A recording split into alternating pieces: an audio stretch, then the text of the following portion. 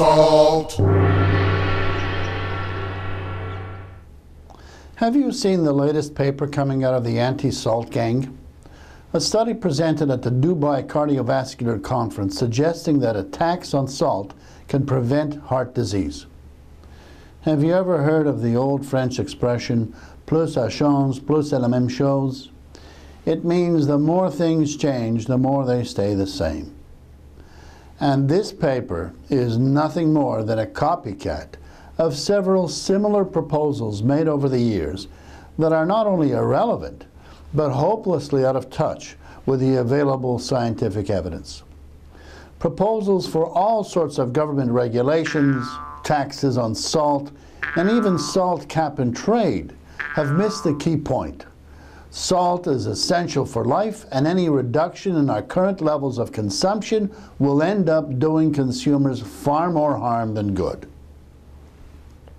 This latest desk-bound pontification typifies academic navel-gazing at its most absurd, proposing solutions for a problem that doesn't exist. Comparing an essential nutrient with tobacco or alcohol is ludicrous to start with. The mathematical models used for these studies are based on highly flawed assumptions that are totally out of touch with the actual clinical evidence. The British Food Standards Agency has made a great deal of claims for salt reductions, but whatever happened to the figures showing how this might have benefited consumers' health? There are none, because it hasn't benefited consumers one little bit.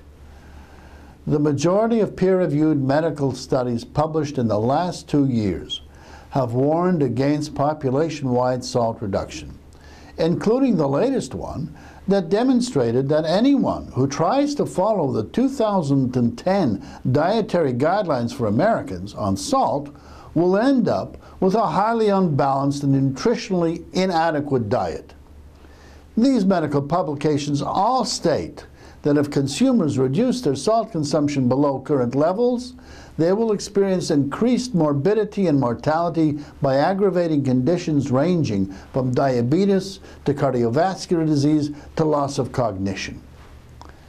This latest salt tax paper doesn't even make an attempt to refute the evidence. It simply pretends that the evidence doesn't exist, and it hopes that no one else is reading the medical literature. Following the advice given in this latest salt tax paper will give a whole new meaning to the phrase, being taxed to death. Salt.